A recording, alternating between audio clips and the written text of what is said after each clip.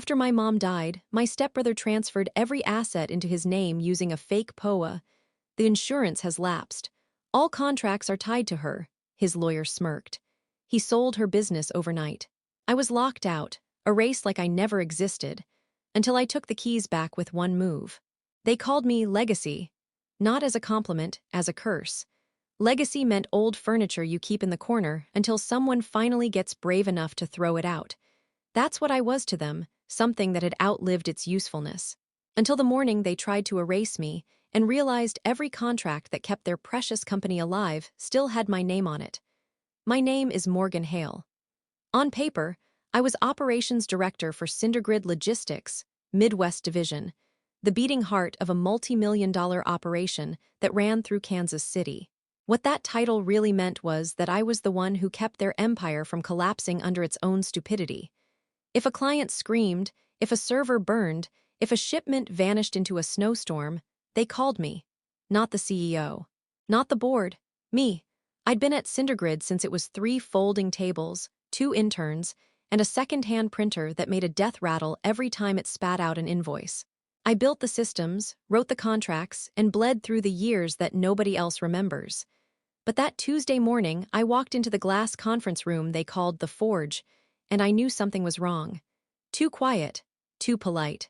At the head of the table sat Elliot Crane, our slick, sun-kissed CEO from New York, a man who loved the sound of his own leadership podcasts.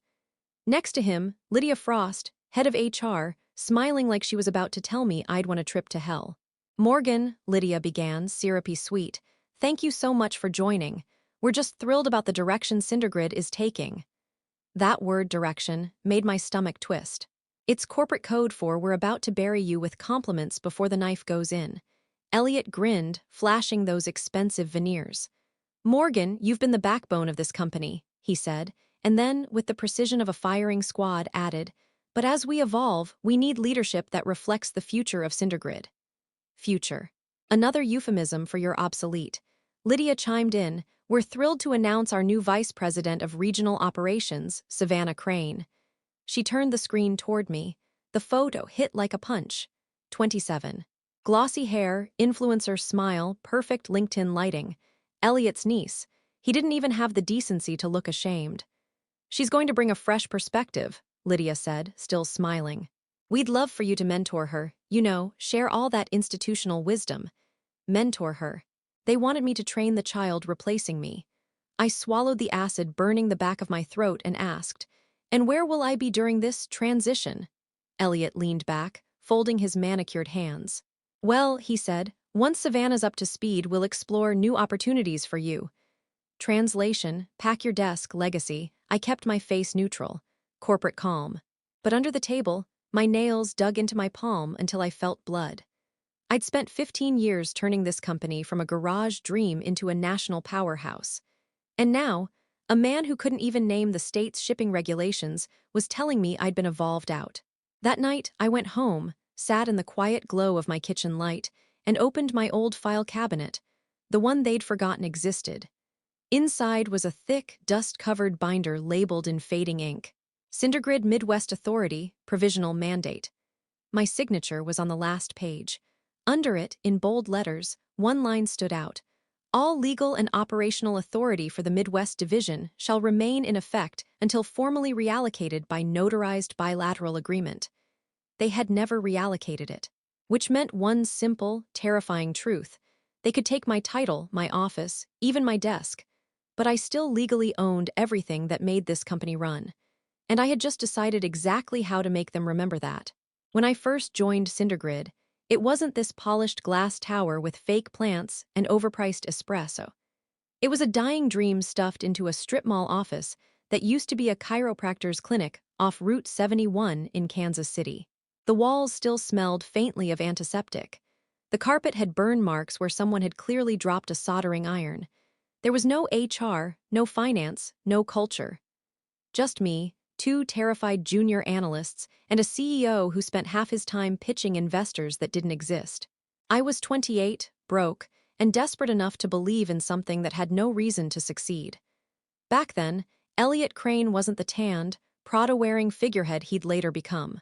He was just a fast-talking dreamer with a startup loan and a pitch deck full of buzzwords. I didn't join him because I believed in him. I joined because he looked at me like I could build something that mattered. And for a while, I did. Every server crash, every late shipment, every midnight call, I handled it. When the HVAC broke in August and the servers overheated, I slept on the floor with 2 box fans blowing directly onto the racks. When a snowstorm took out half our fleet in Iowa, I drove through a whiteout with jumper cables in one hand and a thermos of black coffee in the other. I wasn't management, I was the infrastructure. Cindergrid didn't have policies back then. It had me. I wrote the contracts. I built the workflow. I taught myself procurement law from YouTube tutorials and rewrote the compliance manual after catching a clause that would have bankrupted us. They didn't pay me overtime. They didn't pay me bonuses. They paid me in trust, that fake currency corporate leaders hand out when they want you to feel loyal. When we landed our first $5 million client, Midwestern Health Transport, Elliot flew in from New York for a celebration. He popped champagne, made a speech about teamwork and innovation, then handed me a paper cup filled with flat bubbly and said, "You're the glue, Morgan. You hold this company together." I should have realized it was a warning, not a compliment. Because when people call you the glue, what they mean is that you're invisible until something breaks. Still, I kept going. I built systems so clean, they could run without me, or at least I thought so. We moved from the strip mall to downtown. We hired new managers, bright kids who talked fast but knew nothing about logistics. I trained them anyway. I wrote handbooks, training guides, even made YouTube walkthroughs for internal use. I was creating the future of Cindergrid, and I didn't see that I was also creating the tools they'd later use to erase me. By year 10, my name was buried in the back end of every major contract. I wasn't signing as operations director. I was signing as provisional regional officer, a title from our early startup days when legal didn't know what else to call me. It was supposed to be temporary, but legal never revoked it. Nobody cared. Until now. When Elliot got the $50 million investment from Beacon Ridge Capital, everything changed overnight. He came back from New York smelling like power and promises. New investors, new offices, new energy. He started using words like synergy, scalability, and evolution. The first time I heard him call me legacy, I laughed. I thought he meant it kindly. I didn't know it was the beginning of my eulogy. Then came Savannah Crane, the niece. Fresh out of an MBA program she probably cheated her way through, full of buzzwords she didn't understand. They gave her an internship in my department, and I tried to be civil. She spent her week taking selfies by the logo wall and once asked me if we could make our invoices more Instagrammable. That's when I should have known the writing was on the wall. The night after that HR ambush, I poured myself a drink and pulled out my old binder from the bottom of my closet. The same one that had been with me since the folding table era. Inside were the blueprints to Cindergrid's foundation. The contracts, leases, insurance binders, compliance manuals, and every single file that legally defined our operation. I flipped to the last page of the provisional mandate and felt my pulse slow into something cold and deliberate. They could make me invisible in every meeting. They could replace me with their influencer niece. But they had missed one thing. My name wasn't just written on this company's history. It was inked into its legal DNA. And if they wanted to erase me, they'd have to tear the company apart to do it. By Monday morning, Savannah Crane had officially arrived, the new energy Cindergrid was so proud of. She swept through the office like she owned the place, perfume cloud trailing behind her, wearing a cream blazer that probably cost more than my car. Elliot walked her to my office, with the smug energy of a man unveiling a new toy. "Morgan, Savannah's settling in today," he said, gesturing around my space like it was already hers. "Since you're focusing on the transition, we've moved your workstation closer to finance. Should make collaboration easier." Translation: "We're exiling you to the corner near the copier." I stared at the spot he was pointing to, a cold, white laminate desk next to a squealing old printer. The same model I bought secondhand a decade ago. I gave my best corporate smile. "Of course, collaboration," Savannah beamed. "Oh my God, Morgan, this view is insane. I'm totally gonna need a standing desk and maybe, like, a few plants to fix the energy in here. We'll make it more me." I smiled. "Can't wait to see what you do."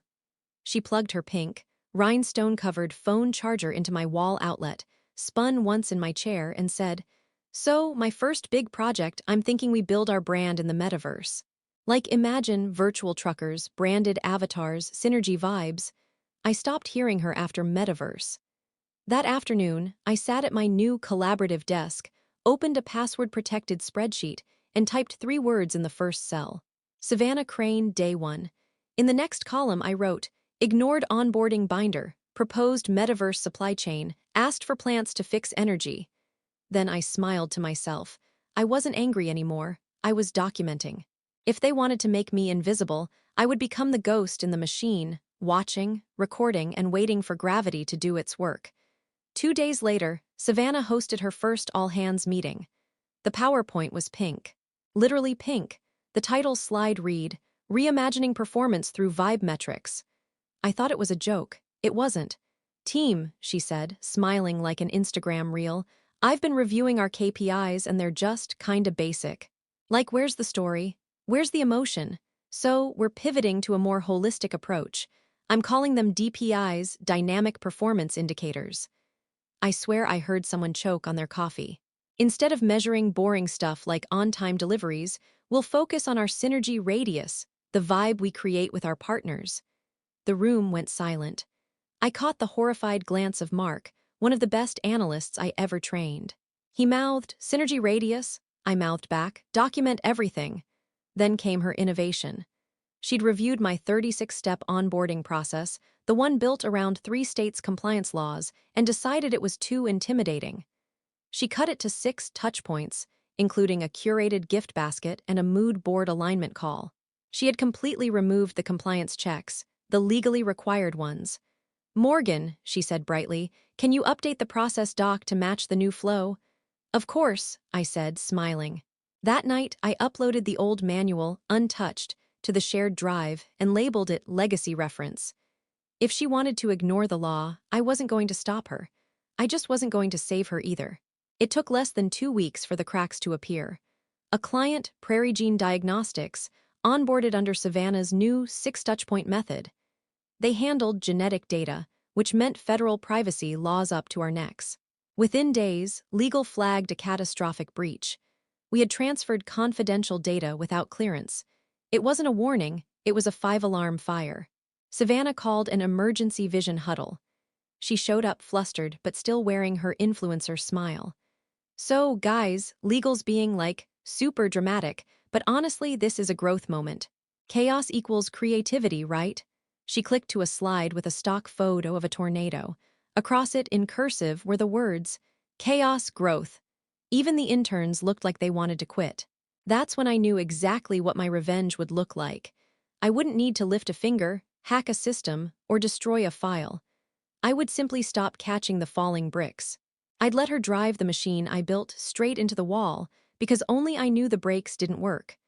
The night after Savannah's Chaos equals Growth pep rally, I couldn't sleep. I sat at my kitchen table, the same spot I'd sat 15 years earlier with my first Cindergrid pay stub, and stared at that old blue binder, the provisional mandate. I hadn't touched it in years. It was a relic, a piece of startup history.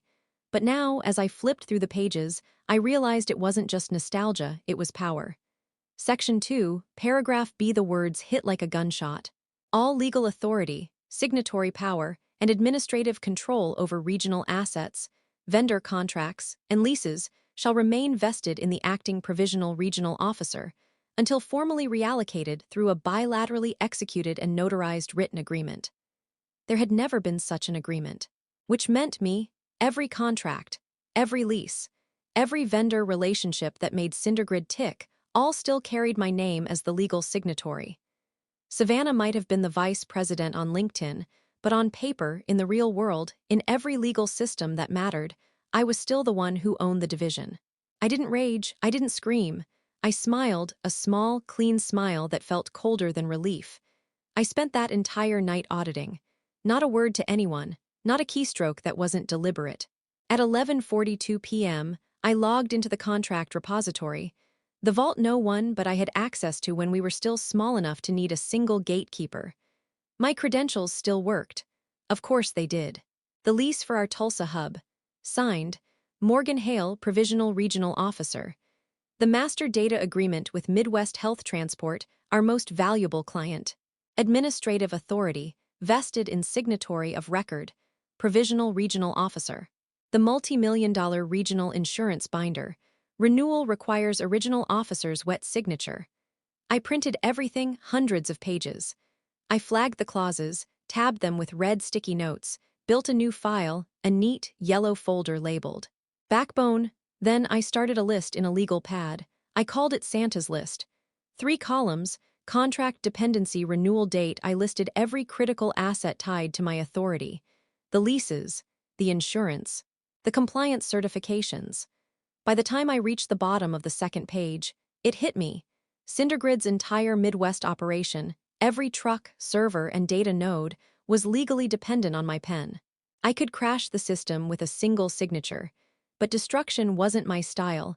I wasn't going to burn the house down. I was going to turn off the heat and let them freeze. My plan was simple, surgical. I would stop saving them. Stop fixing the holes before they leaked. Stop renewing what they didn't even know I controlled. And when the system buckled under its own arrogance, the evidence, my contracts, my clauses, my signature, would make it impossible to blame anyone but themselves. The next morning, Savannah called another vision sync.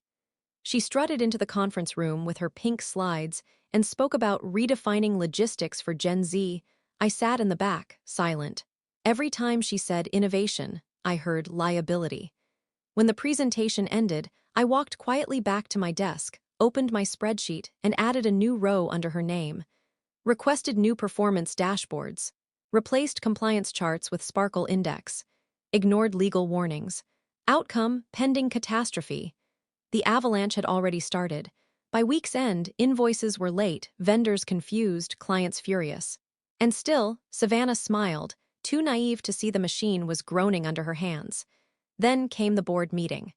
The quarterly review, the one where the New York investors tuned in to watch their new prodigy prove she was worth the nepotism.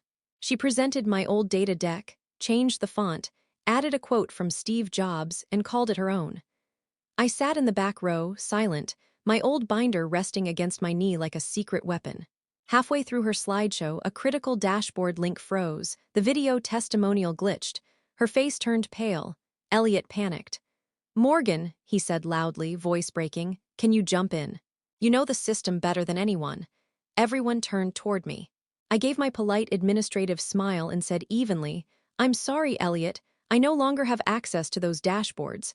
That's the VP's domain now." The silence that followed was brutal. Savannah's clicker shook in her hand. Elliot's face drained of color. And for the first time in a decade, the board saw it, the company's foundation was hollow. I didn't have to humiliate them. They did it themselves. As I gathered my notes, I left the folder just enough visible for the bold black letters on its tab to peek out.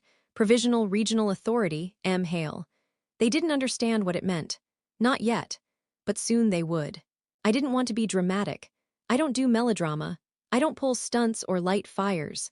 I am allergic to spectacle. What I wanted was a clean, efficient correction, the kind of correction that leaves no question about cause and effect, that forces people to answer for their choices without me having to throw a tantrum. So I planned like I had always planned, quietly, precisely, and with legal paperwork in my pocket. First, no sabotage. No, let's watch it burn. That kind of revenge is theater, and lawyers love theater. It gives them an excuse to call the cops and dress the story up as criminal. I wasn't going to be arrested. I wasn't going to lose the moral high ground. I would simply refuse to be the human band-aid they expected me to be anymore. Second, documentation. If corporate had been erasing me from the narrative, I would make a new narrative they could not delete.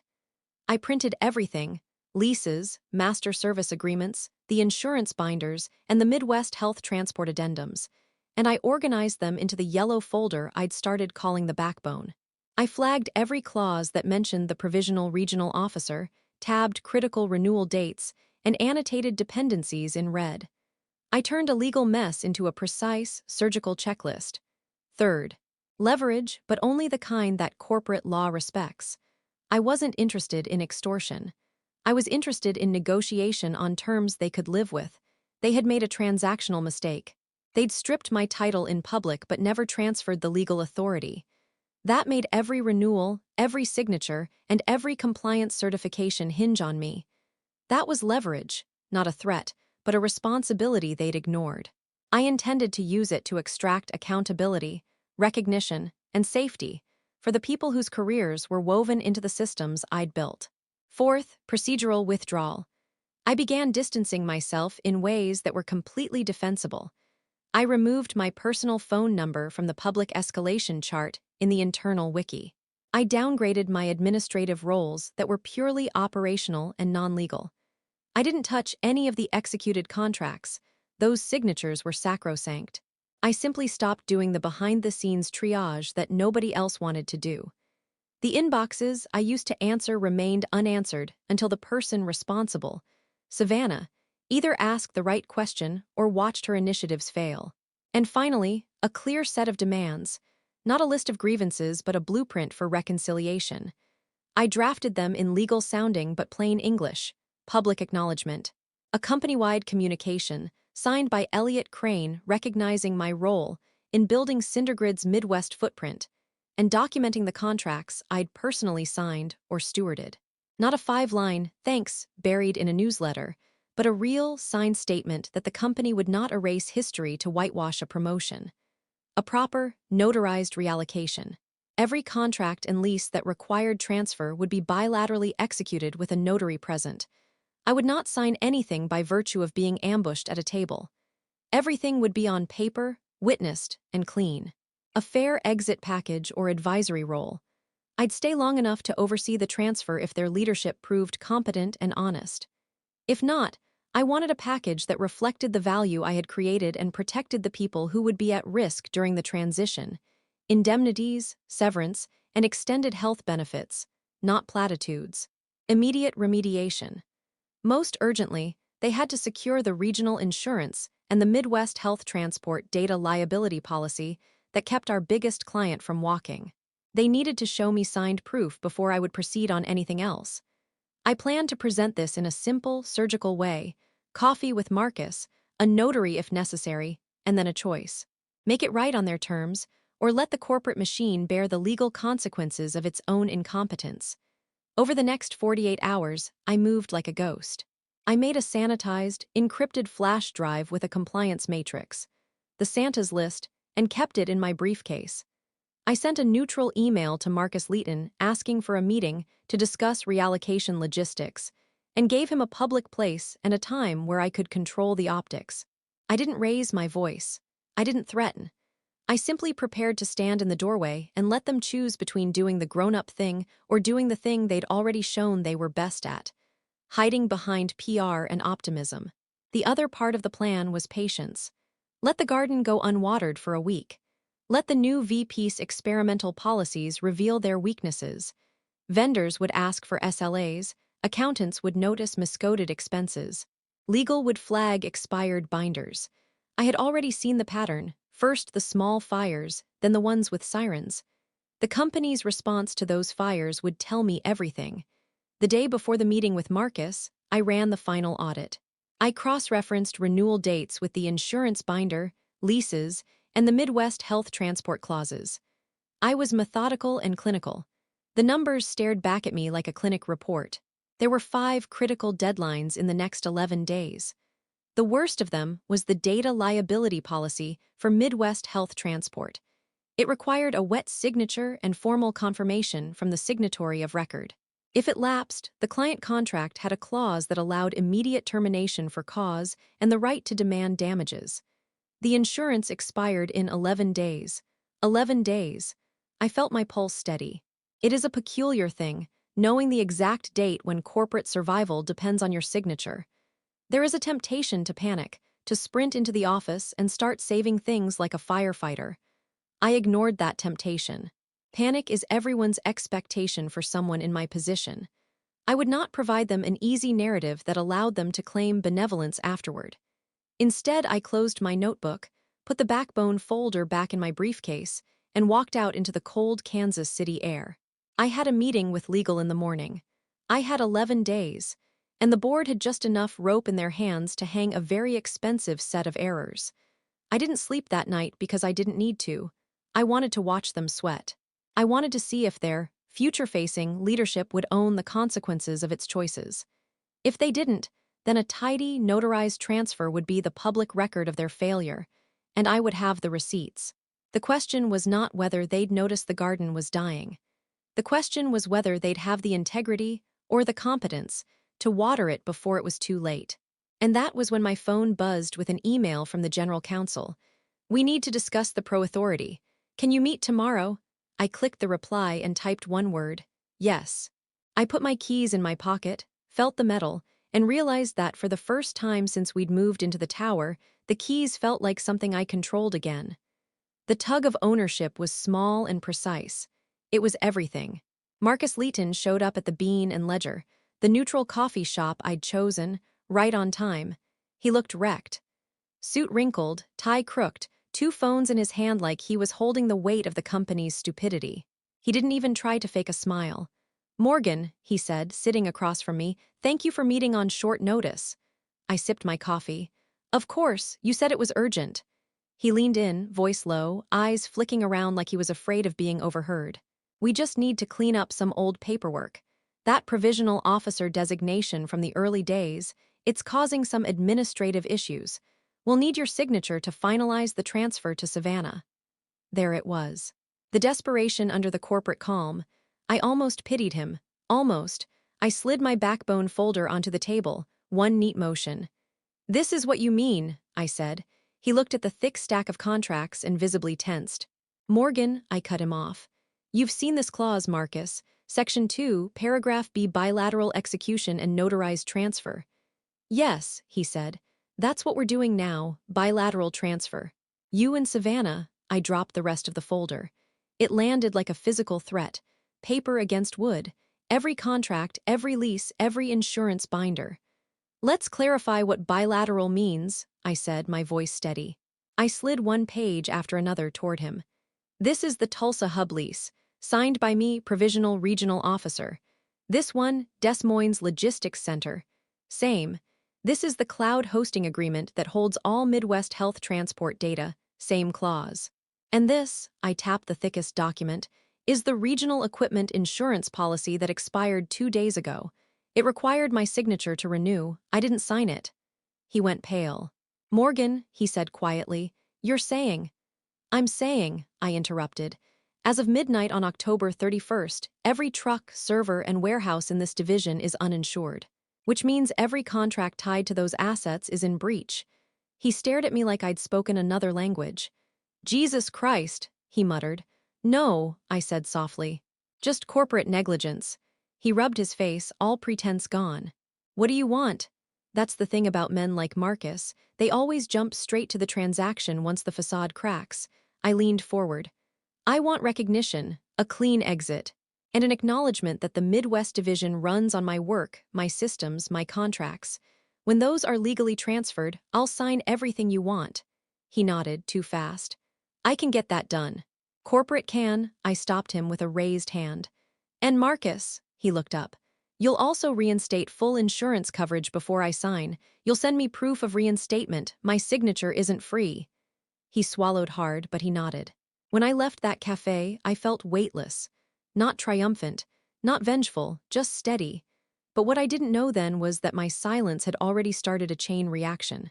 At 10:12 a.m. that same morning, while Marcus was driving back to the office, the system sent an automated alert. The kind that only triggers when a compliance catastrophe is unfolding. Subject: System alert, asset access inactive. Body: Primary asset access for Midwest Division, Pro 8001 has changed status. Inactive. Immediate administrative action required to prevent contract default. The alert hit every major executive's inbox: Elliott, Savannah, the CFO, the legal team, and Beacon Ridge Capital's board liaison. By 10:30, the future-facing leadership team was locked in the glass conference room, staring at that email on a big screen like it was a nuclear warning. Elliott's voice cracked first. "What does this mean?" "What's Pro AU 8001? Marcus, now ashen, said. "That's Morgan Hale's designation. The system still recognizes her as the Provisional Regional Officer. When the insurance expired, the database flagged all dependent assets as non-compliant. Savannah blinked rapidly, voice high and trembling. But that's just paperwork, right? Like an IT glitch. The CFO, a woman named Marla Stain, slammed her pen on the table. No, Savannah, that's federal liability. Every asset she signed for is uninsured. The Midwest Health Transport contract is now void. We're in breach of multiple state and federal compliance laws. Silence. Then a sound, a small, sharp inhale, Savannah realizing this wasn't about vibes anymore. Marcus kept scrolling through the system logs. We can't transfer authority without her signature. The system requires a bilateral, notarized execution. We never filed one.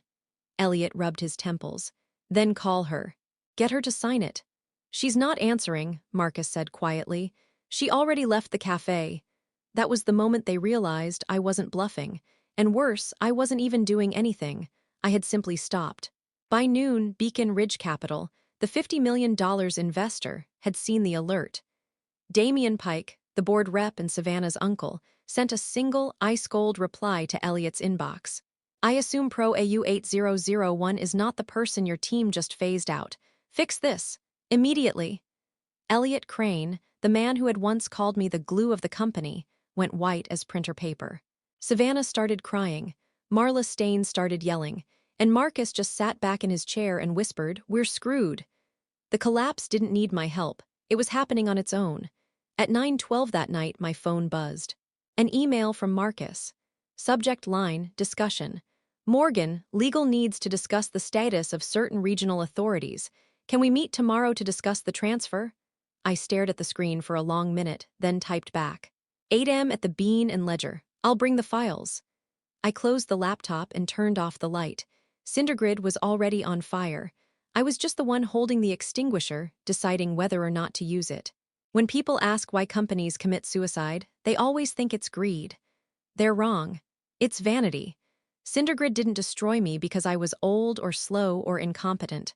They destroyed me because I reminded them who actually built the thing they pretended to lead. When I sat across from Marcus in that second meeting, the one after the system alert had detonated, I saw it in his eyes. He wasn't looking at a problem. He was looking at an embarrassment. A living reminder of everything Elliot Crane wanted to erase. They could have fixed this years ago with a signature and a handshake.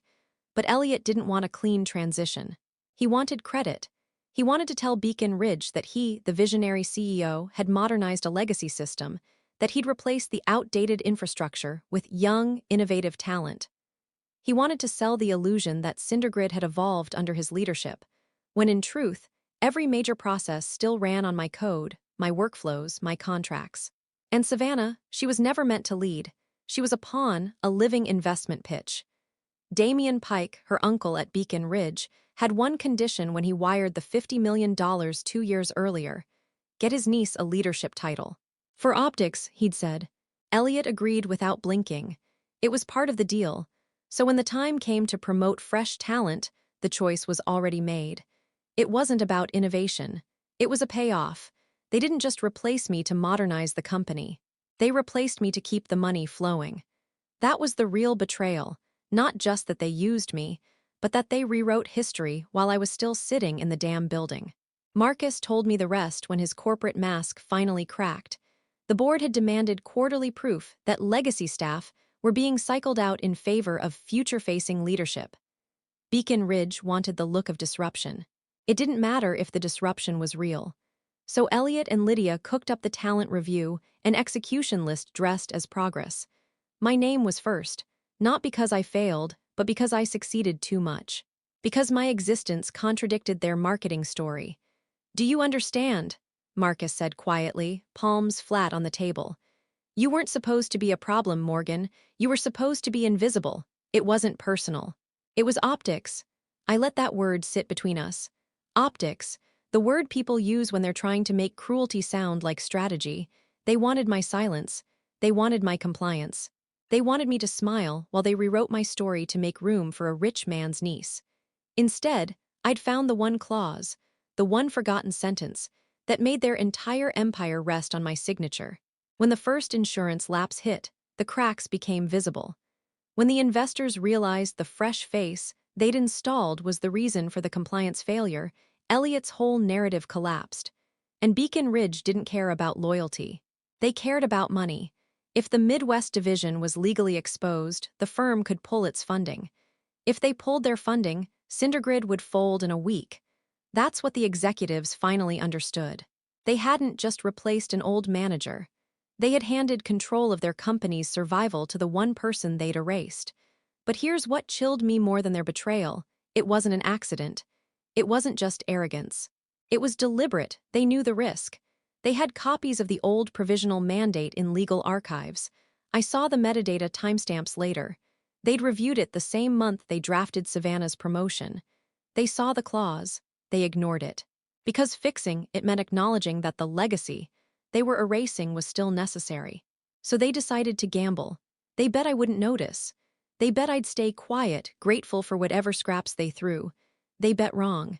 As Marcus sat there in that cafe, rubbing the bridge of his nose, I asked him something that stopped him cold. "Tell me the truth," I said. "Did you know this would happen when they called that meeting?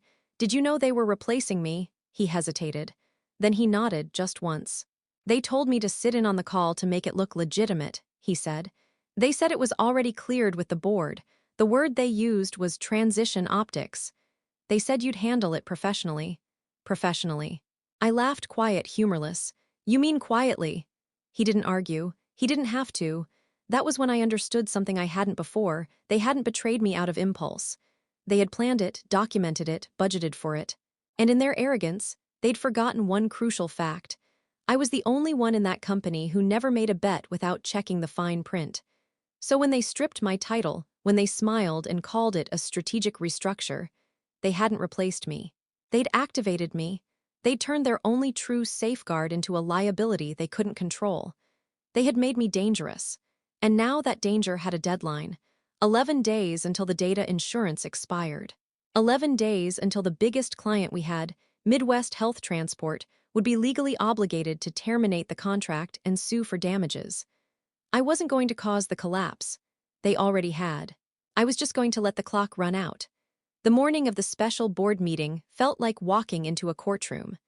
The sandal room was colder than usual, not the fake air conditioning kind, but the kind that comes from everyone feeling the hard edges of reality for the first time.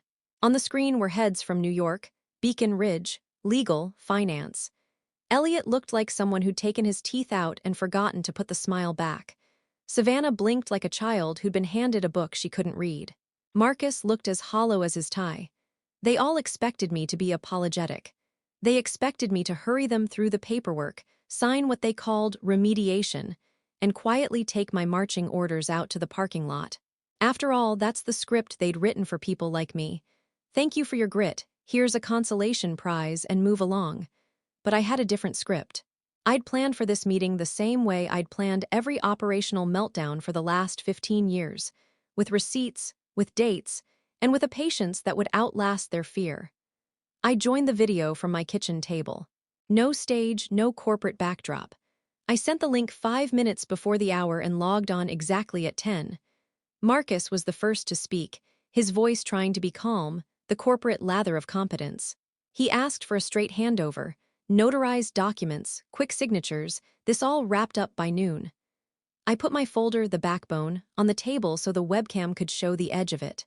Someone on the feed noticed my hands, the neat tabs, the red marks.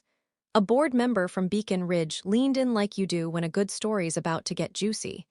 Damian Pike's face went flat. He was not used to chairs in glass rooms not folding for his convenience. I spoke slowly.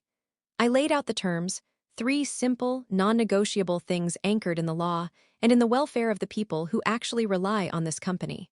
Clients, employees, and patients. Not one theatrical demand. 4 items, really, but the 4th was the linchpin. Immediate proof of remediation.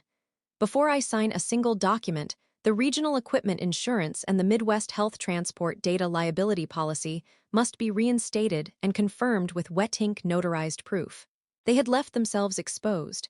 They would not be allowed to hide that exposure behind PR while their vendors and clients ate the risk. A public acknowledgement. A company-wide signed statement from Elliot Crane acknowledging my role in creating and maintaining the Midwest operation. listing the major contracts, and the fact that authority had legally resided with the provisional regional officer until the reallocation. No euphemisms, no buried paragraphs, real language that others could point to if Beacon Ridge tried to reframe the story later. Bilateral, notarized transfers for each contract, executed one by one with me present, and with legal and an independent notary. No bulk transfers, no backdated forms, no "we'll handle it internally." Each transfer required a wet signature, a witness and public record where feasible, protections for the people, an escrow account funded immediately by Beacon Ridge to cover potential claims that might arise from the lapse, contracted indemnities for employees whose jobs would be affected, and an agreement to retain an independent compliance officer for the region for at least 6 months under the board, not reporting to Elliot or Savannah. I could see panic rising like steam on their half of the screen. Elliot tried to interrupt. "Morgan, we can." He stopped when Damien's jaw tightened. The investor's silence was its own sound. Damien finally spoke up, a thin attempt at charm that didn't reach his eyes. He offered money, large sums. Consulting retainers, he called them, because corporate men mistake cash for influence. He tried to make this a transaction, hush money with a glossy mission. He even suggested an advisory title with a generous compensation package if I'd simply facilitate the transfer. It was the last thing he expected me to refuse. But I'd never been in this for money. I'd done the hard, unseen work for something that felt like a promise. That competence would be honored. They'd broken it because it was convenient. "No," I said, clear, short, final. "I won't be bought to erase the record." That was my second small twist, the thing that made the room realize I wasn't vindictive so much as immovable. I refused the easy story they could have used to paper over their negligence. I wanted the public truth, the legal cleanup, and protection for the people who'd been the collateral damage of their vanity. Marcus, who'd been closest to panic and still clinging to managing optics, finally said the right thing. "We can reinstate the policies immediately," he said. "We can notarize the instruments. We will fund an escrow. We can release the acknowledgement." His voice betrayed exhaustion and, unexpectedly, relief. The weight of survival makes people honest fast. Negotiations that day were surgical. I insisted the notary be independent and that the insurance confirmation include policy numbers and an attestation letter. I demanded the acknowledgement be visible, an all-hands email and a pinned announcement on the internal portal with a PDF copy. I refused any clause that would force confidentiality on the facts of the transfers or indemnity. If they wanted to hide the truth, they could fold the company in private. I wasn't giving them that refuge. The board pressed. Beacon Ridge angrily requested a private conversation. Elliot pleaded. Savannah, pale and trembling, begged to try. I listened to all of it like a quiet judge. When the notarized documents arrived, 2 hours of notary appointments later than the optimistic timeline they'd pitched, I signed. One by one. Tulsa, Des Moines, the cloud provider, the equipment binder. Each signature was witnessed and recorded. Each transfer included indemnities for staff and a 6-month compliance oversight clause. There was a final, ugly moment when the company asked me to stay as a paid consultant to help shepherd the transition. They offered a title, an office, the same hollow things they'd once used as praise. I accepted, but only on one condition. The consulting contract was for a fixed, limited term with clear deliverables and no gag clauses.